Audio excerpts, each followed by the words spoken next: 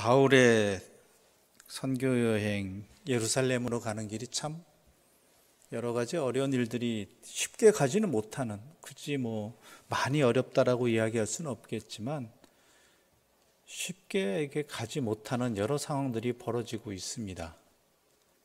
계획한 바대로 하자면은 바울은 이미 예루살렘에 도착했어야 되고요. 또한 그에 대한 그가 목표를 이루고자 했던 그 다음 절 정도 준비해야 될 시간들이었지만 이러저러한 사건들로 인해서 바울의 여정은 조금씩 딜레이되고 있었습니다. 그런데 그 딜레이되는 과정들, 즉 예정대로 되지 않는 것들을 어떻게 바라보냐라는 것이죠.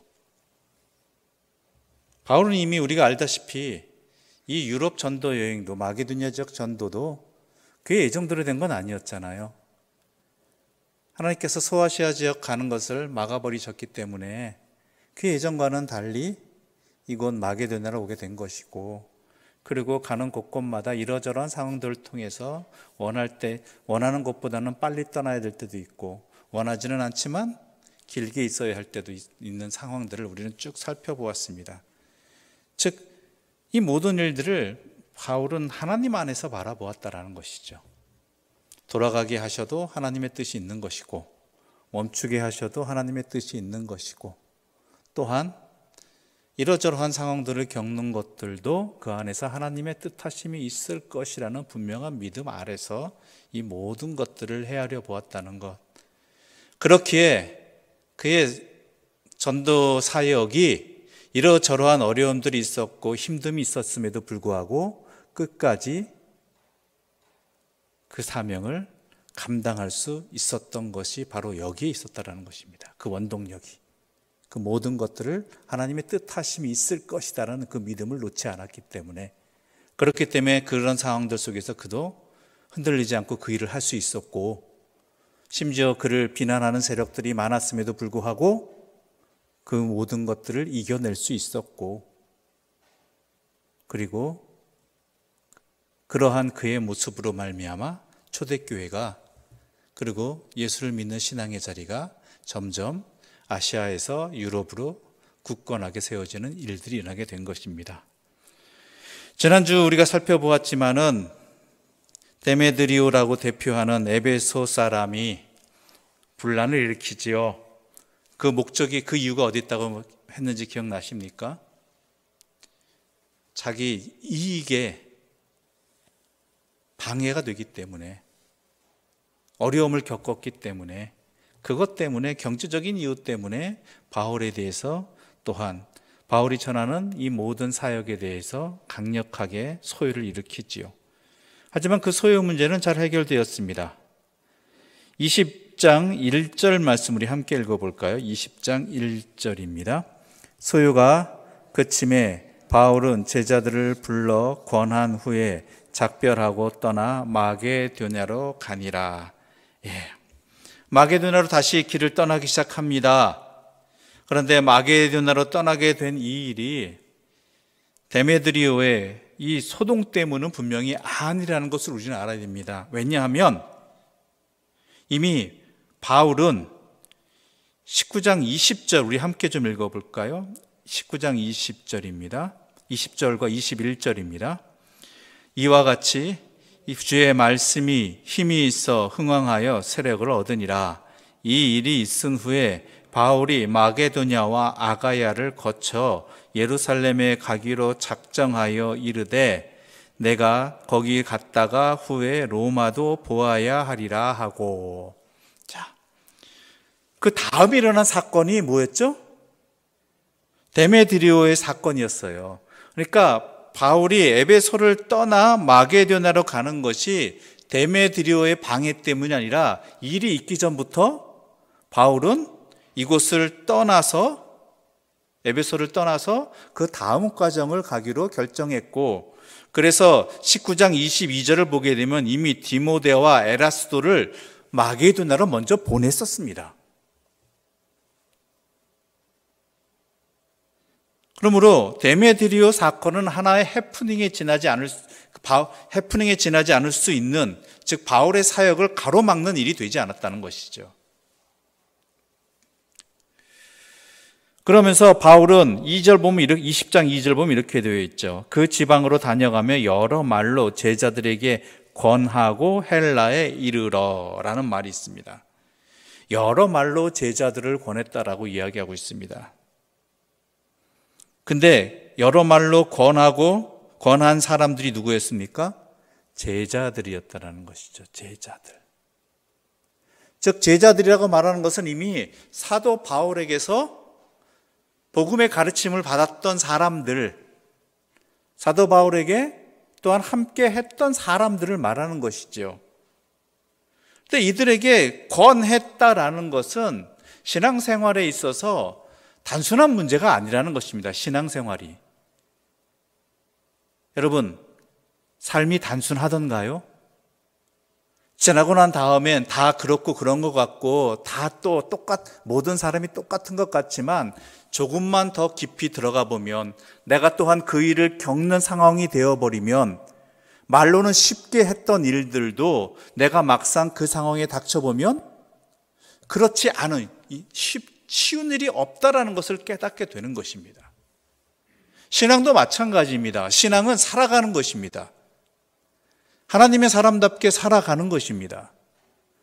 그래서 매 순간 이 모든 일들을 하나님 안에서 분별해야 되고 또한 이렇게 행동하는 것이 맞는지 찾아야 되고 또한 그렇게 행동하는 것이 나만의 문제인가 아니면 다른 사람들과의 관계 속에서 보아야 될 것인가, 또한 전에는 그렇게 보았던 일들이 지금 와서는 또한 이 상황에 맞는 것인가를 항상 끊임없이 살펴야 되는 일들이에요.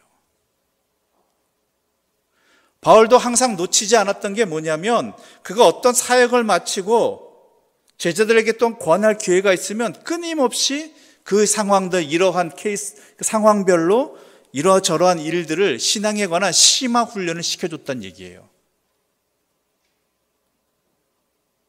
즉 이 이야기는 뭐냐면 우리가 신앙을 제대로 살아가기 위해서는요, 그리고 우리의 신앙이 진짜 삶이 되기 위해서는요, 우리는 끊임없이 우리의 삶의 자리를 또한 우리의 신앙의 자리를 살펴보고 또한 주의 말씀을 공부하고 묵상하는 가운데 헤아려 보는 자리를 놓쳐서는 안 된다는 것이죠.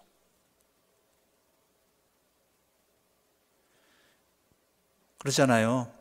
공부라는 것은 평생 하는 것이다라고. 단순하게 보면 삶은 단순하게 살아갈 수 있는 것 같지만 그렇지 않다라는 걸 알게 된다는 것. 또한 우리의 삶이 나만으로 그치는 것이 아니라 다른 누군가에게 영향을 미치게 된다는 것을, 또한 영향을 끼쳐야 된다는 것을 안다면 우리의 배움의 자리는 멈춰서는 안 된다는 것입니다. 그래서 바울은 제자들에게 또한 틈틈이 이렇게 권하는 일들, 가르치는 일들을 계속했다라는 것이죠. 그런 가운데 이런 사건이 터졌습니다. 3절과 4절의 말씀인데요. 제가 3절 읽을 테니 여러분 4절 좀 읽어주시기 바랍니다. 거기 석 달 동안 있다가 배 타고 수리아로 가고자 할 그때에 유대인들이 자기를 해하려고 공모함으로 마게도냐를 거쳐 돌아가기로 작정하니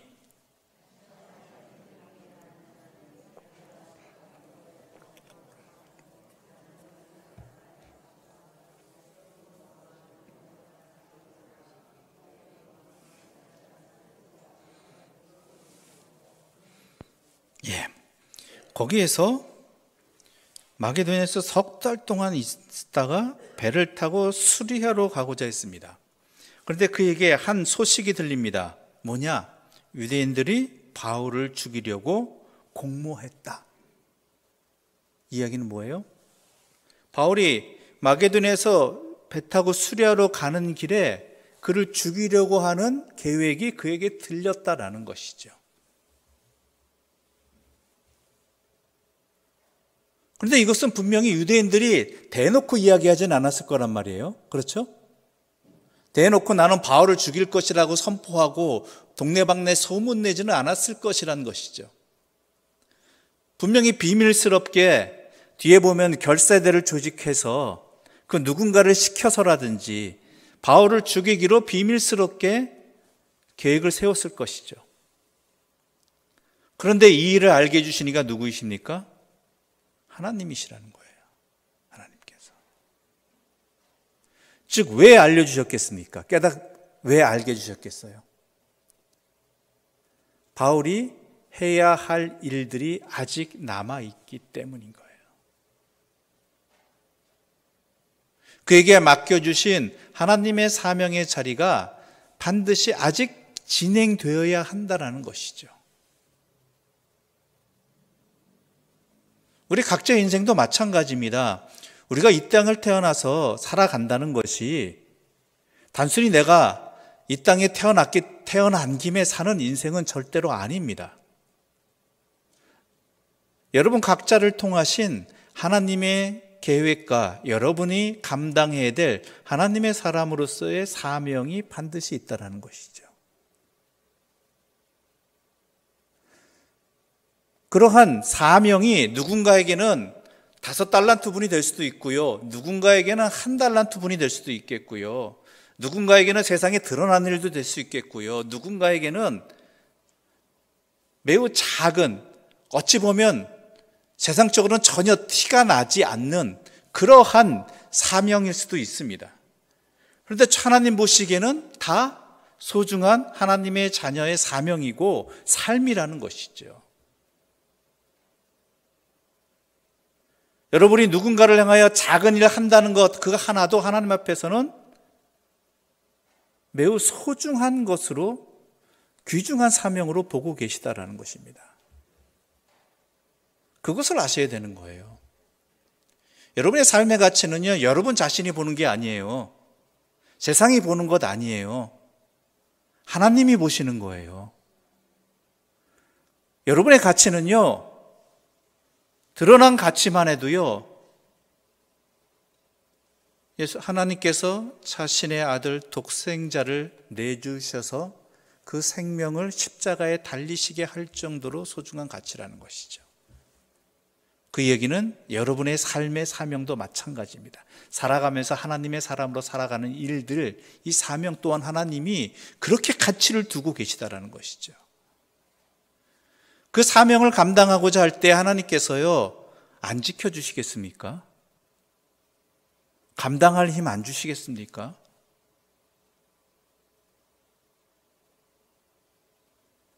바로 바울도 마찬가지인 거죠. 왜 바울에게 이러한 비밀스러운 계획을 알려주시어서 그로 하여금 그 자리를 피하게 하셨는가? 그것은 하나님께서 우리의 삶의 자리를 지켜주시는 이유와 같다라는 것입니다. 그런데 오해하지 말아야 될 것은요, 하나님이 나를 지켜주시고 보호해 주시고 인도해 준다고 해서요, 내 몸 함부로 해서는 안 된다는 이야기입니다. 자, 바울의 예를 들어볼까요?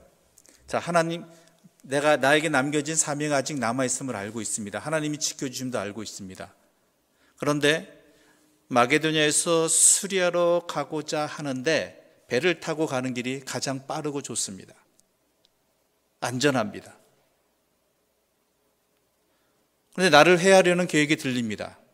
그러면 이렇게 생각할 수도 있겠죠. 하나님이 지켜줄 거니까. 하나님께서 걷어가실 일이 있으면 걷어가시겠지 하고 그 배를 타버린다면 어떨 것 같습니까? 어떻게 생각하십니까? 이 일에 대해서. 하나님이 그 일을 왜 알려주셨을까요?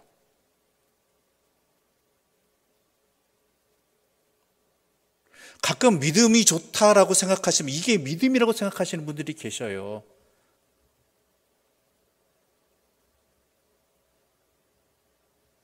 뻔히 나에게 다가오는 조심해야 될, 피해야 될 일들, 이러한 일들 앞에서 하나님이 지켜주심을 믿는 그 믿음인지 모르겠습니다만은 내가 이렇게 해도 나는 보호받을 것이다. 만약 그렇지 않다면 하나님이 날 걷어가시는 걸 걷어가시겠지. 이런 식으로 나의 삶을 이렇게 하나님의 뜻에 순종하는 것이 아니라 내 판단과 내 고집에 의해서 움직여 버린다면 이건 믿음 아닙니다. 이건 하나님 뜻에 순종하는 것 아니에요. 가끔 우리의 몸이 아플 때도 있습니다. 그렇죠? 그때 가끔 이런 생각을 하죠. 하나님이 고쳐주시겠지. 물론 하나님이 고쳐주시죠. 근데 하나님이 고쳐주시는 수단이 도대체 뭐냐라는 거예요. 하나님께서는 우리들에게 좋은 의사들과 좋은 병원, 좋은 약들을 허락해 주셨습니다. 그건 하나님의 손길 아닙니까? 또한 우리들에게 일상생활을 살아가면서 지켜야 될 규칙이나 아니면은 여러 가지 것들을, 질서들을 허락해 주셨습니다. 그건 또 하나님의 섭리 아닌가요? 그런 것들을 무시하면서 또한 그런 것들에 대한 것들을 활용하지 않으면서 하나님이 다 알아서 해 주실 것이라는 그러한 행동을 하게 된다면 우리는 하나님에 대해서 너무나 좁은 시야를 갖고 있는 것이고, 나에게 그러한 기회를 주시고 알게 해주시고 수단을 주신 하나님의 뜻을 제대로 파악하지 못하고 있는 것과 마찬가지입니다. 바울은 어떻게 하죠? 오늘 본문에서 그것을 아는 순간 그는 어떻게 해요? 배 타는 것을 포기해버리고 좀 돌아가더라도 육지로 행해가는 거예요. 다른 길로 가게 됩니다. 이게 믿음 없는 겁니까? 알려주신 이도 하나님이시고, 또한 자기가 이러한 일을 알려주신 하나님께서 내가 해야 될 일이 무엇인가를 깨달았기 때문에, 분명히 알았기 때문에 그는 이러한 일들을 감당했던 것이죠. 그가 죽음이 두려웠겠습니까? 아니잖아요. 그는 돌에 맞아 거의 죽을 지경도 이뤘고요. 나중에는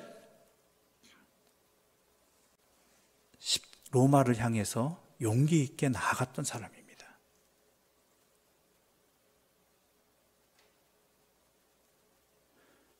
분명히 믿음의 자리라는 것, 하나님께 순종한다는 것, 믿음을 지킨다는 것이 무엇인지를 좀 깊이 생각해 보고, 또한 하나님의 뜻을, 하나님의 섭리를 내 생각 안에서만 아니라 하나님 관점 안에서, 하나님이 다스리는 세상 안에서 제대로 보고 행동해야 된다는 것이죠.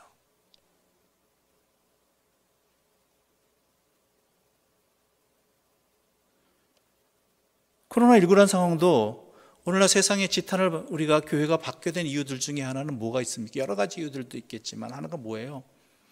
믿음이라는 것에 대해서 어리석음을 드러냈다라는 것이, 믿음은 어리석은 게 아니에요. 가장 지혜로운 거예요.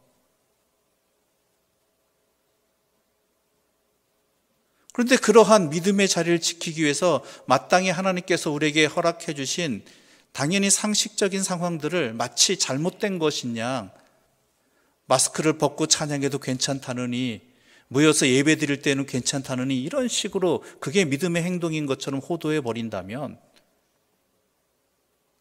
그것은 믿음에 대해서 조금 더 생각해 보아야 되고 주님에 대해서 제대로 알지 못하는 것입니다. 여러분, 하나님은 세상을 창조하신 분이고 다스리시는 분입니다. 그리고 그 모든 것에는 하나님의 섭리가 함께 있습니다.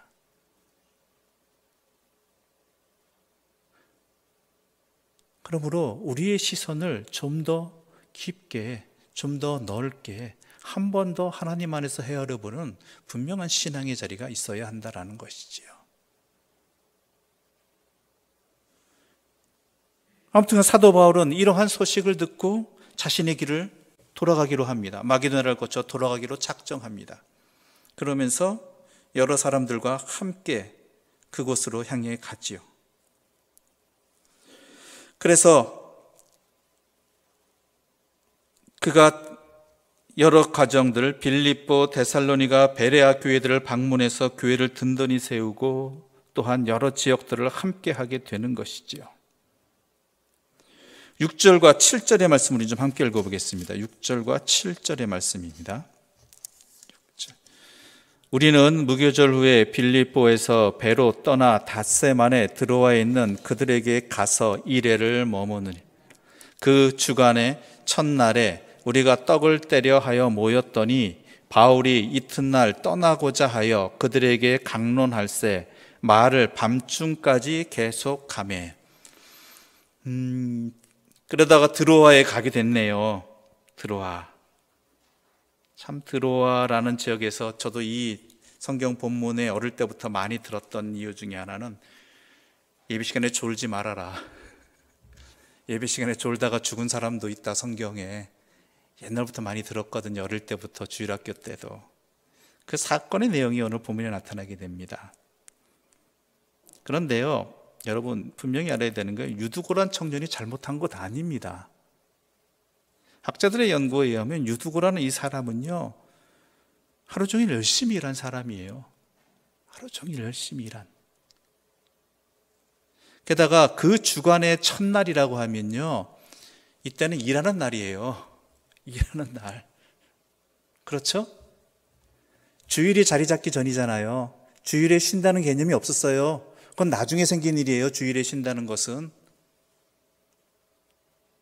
유대교나 되니까 안식일날, 그러니까 안식일날 쉬지만 이런 개념이 있다 할지라도 이것은 그 주간의 첫날이라는 것은 바로 안식 후 첫날,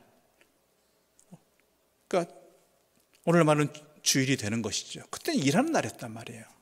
그러니까 이 청년은 열심히 일했음에도 불구하고 피곤한 몸을 이끌고 어떻게 해요? 바울에게 와서 바울의 강론을 들으려고 했던 거예요. 피곤한 몸을. 근데 바울은 어때요? 다음날 이것을 떠날 예정이었어요. 떠날 예정이니까 어떻게 해요? 전해주고 싶은 말이 너무 많은 거죠. 함께 나누고 싶은 말이. 또 이 사람들이 얼마나 열심히 들었겠어요. 이런 교회 없다라고 생각하고. 그러니까 보니까 뭐라고 그래요? 그들에게 강론하서 7절 하반절에 밤중까지, 말을 밤중까지 계속하더라. 밤중까지. 그러니까 예정된 시간보다 더 늦게까지 한 거예요. 9절도 함께 읽어볼까요? 9절 말씀 우리 함께 읽어보겠습니다. 9절. 유두고라 하는 청년이 창에 걸터 앉아 있다가 깊이 졸더니 바울이 강론하기를 더 오래 하매 졸음을 이기지 못하여 3층에서 떨어지거늘 일으켜 보니 죽었는지라. 바울이 강론하기를 더 오래 하매, 늦게까지 했다는 얘기죠. 늦게까지. 그러니 이 청년을 우리는 먼저 이해하는 것부터 시작해야 됩니다. 이 청년이 무엇인가 잘못해서 그렇다? 아니에요. 어떻게 예배 시간에 조느냐?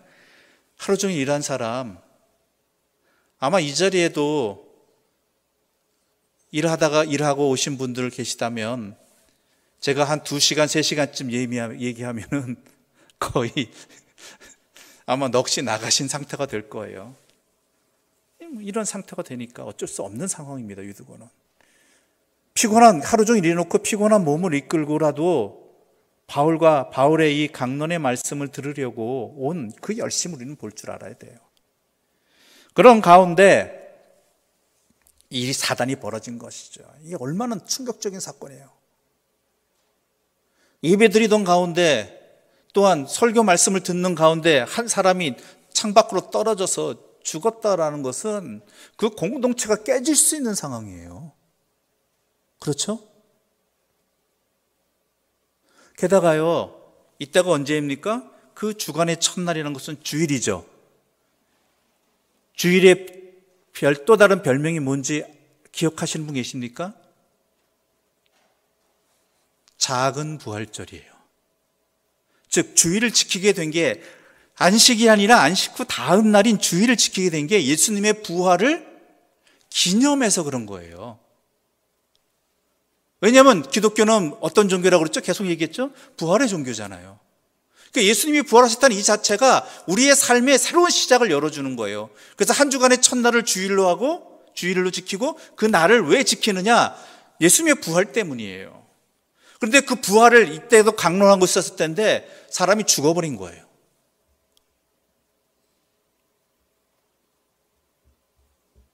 초대교회의 가장 큰 설교의 주제는요, 예수께서 우리를 위해 십자가에 달려 죽으시고 우리를 위해서 부활하셨다예요. 그런데 이 사람이 떨어져 죽었네요. 이게 얼마나 충격적인 사건입니까?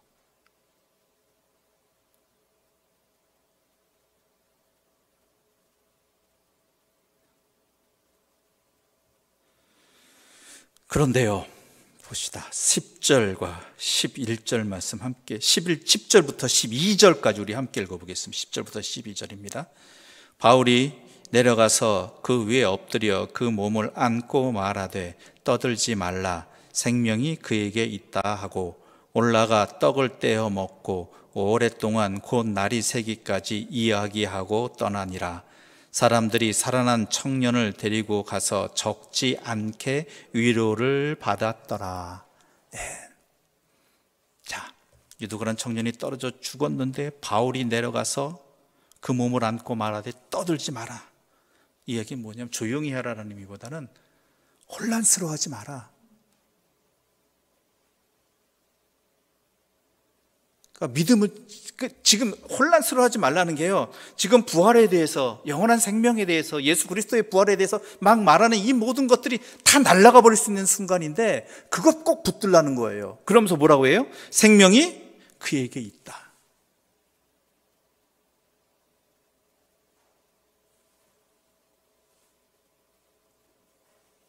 그리고 올라가 떡을 떼어 먹고 오랫동안 곧 날이 새기까지 이야기하고 어떻게 해요? 떠나버려요. 그런데 이 청년 어떻게 했어요? 살아났다라는 것이죠.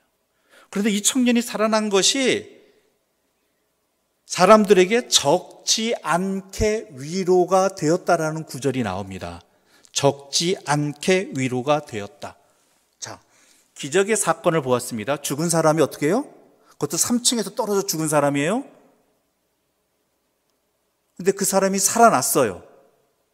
그런데 이것이 성경에서는 이 기적의 사건을 보고 사람들이 놀라워했다라는 것으로 끝나버리지 않아요. 뭐라고 되어 있어요? 위로를 받았더라. 정확히 얘기하자면 이것이 그들에게 확신이 되었다라는 거예요. 확신이. 무슨 확신이 되었을까요?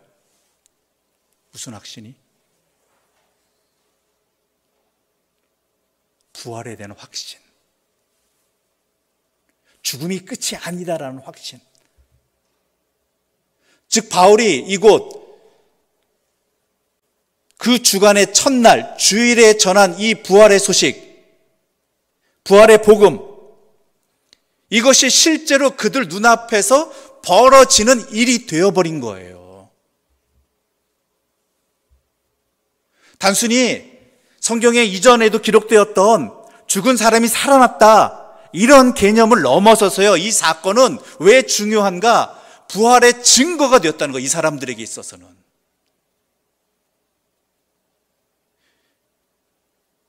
단순히 죽었던 사람이 살아났다, 이런 개념을 넘어선 거예요. 이거는 바울이 전한 복음이 그대로 현실로 그들 앞에서 나타났다라는 것이죠.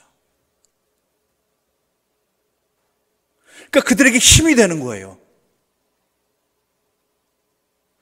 이 믿음 지키면서, 이 복음 지키며 살아갈 이유가 되고 힘이 되고, 시련이 다가왔을 때, 고난이 다가왔을 때, 박해가 왔을 때 붙들고 그것을 이겨낼 수 있는, 흔들리지 않을 수 있는 든든한 위로가 되었다라는 것이죠.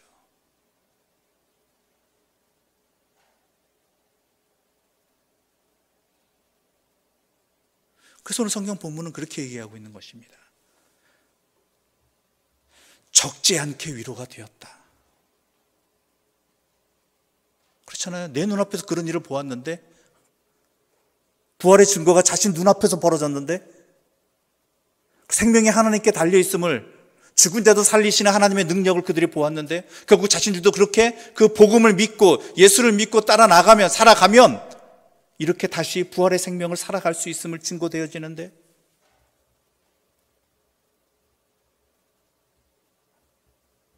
그러니 믿음 생활하는 데서 다가오는 시련들이나 어려움들, 불편함들이 이들이 무엇으로 이겨내? 그러한 상황들에 있는 사람들 있잖아요. 지금 상황 속에 있는 사람들.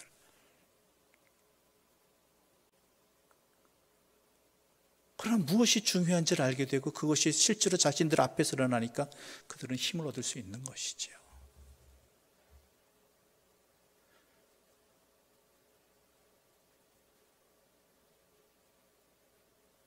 이게 바로 복음의 증거입니다. 그래서 이들이 힘을 얻은 것이고, 바울 또한 이것이 부활의 증거가 되게 또 역사한 것이죠.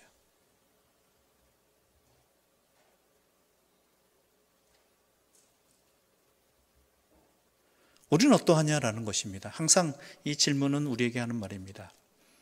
여러분, 우리의 삶을 내가 스스로 돌아보았을 때 부활을 믿는 사람으로서 지금 현재의 삶을 부활의 삶으로 살고 있느냐? 나로 인해서 부활의 삶이 어떠한 삶인지 나의 이웃들에게 또한 나의 가족들에게 제대로 보여지고 있느냐?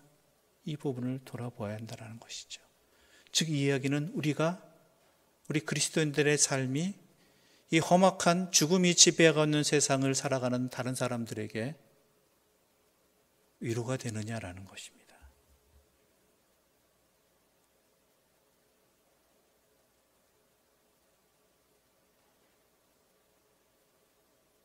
그래서 지난 몇 주일간 부활의 삶이 어떤 삶인가를 함께 우리가 이야기를 나눴습니다.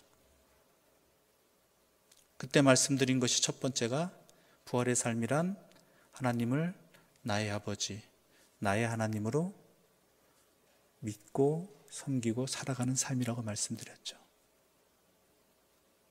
세상 사람들이 우리의 삶을 보면서 우리가 하나님을 나의 아버지 하나님으로 모시고 섬기고 하나님만을 의지하며 살아가는 삶으로 살아가고 있다고 증거되어지느냐, 보여지느냐라는 것이죠.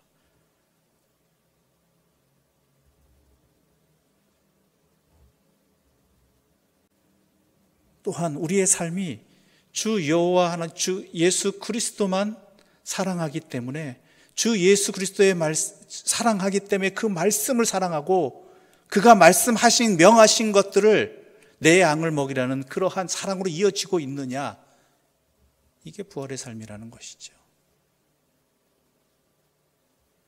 즉 복음의 말씀대로 살아가고 있느냐라는 것입니다. 그 부활의 삶이 나타날 때, 우리의 통해서 증거되어질 때 사람들은 위로를 받습니다. 힘을 얻습니다. 그렇게 살아가야 됨을 알게 되는 것이죠. 마치 유두고를 통해서 바울의 그 부활에 대한 복음이 이들에게 진정한 그들의 마음판에 새겨지는 믿음의 자리가 되어지고 그 믿음대로 살아갈 힘을 얻은 것처럼,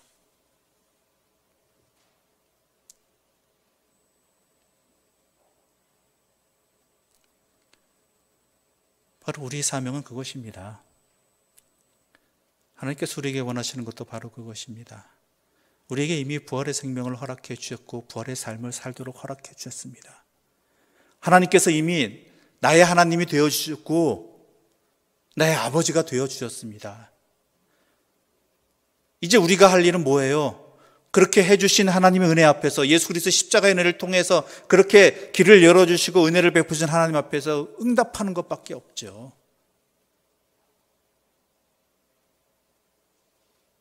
자신을 내어주시면서까지 우리를 사랑해 주신 그 사랑에 응답하여 주 예수 그리스도를 더욱 사랑하고 그렇게 주 예수 그리스도의 명에 따라서 복음의 삶을 살아가고 또한 양떼를 먹이는 그러한 일들을 감당하는 것, 이것이 우리가 응답해야 될 일 아니겠습니까?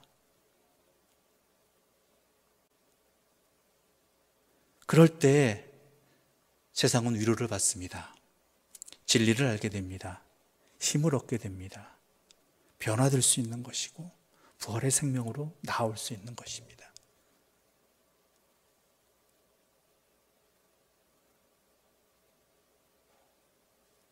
우리의 삶의 현장들이, 우리의 삶의 모든 순간들이 내 일부라도, 조금이라도 더, 이전보다는 더 많이 이러한 부활을 보여주는 삶이 되기를 바랍니다. 그래서 이 힘들어하는, 각박해져가는, 날카로워져가는 이 세상에 참된 위로로 힘을 더해주는 그 사명을 감당하는 우리 그리스도인들, 우리 하나님의 교회, 또한 여러분의 가정 되시기를 간절히 소망하며 이 말씀을 함께 나누었습니다. 기도드리겠습니다. 하나님 아버지, 감사합니다. 우리에게 생명의 위로를 주시니 감사합니다. 복음의 진리를 주시니 감사합니다. 부활의 참 소망을 붙들고 살아가게 해주셔서 감사합니다. 이 삶을 주셨으니 이 삶의 은혜를 받은 자답게 살아가게 해주시고 우리의 그 삶을 통해 생명을 통해 사람들이 위로받고 진리를 알게 해주시고 주님과 함께하게 하여 주시옵소서. 예수님의 이름으로 기도드립니다. 아멘.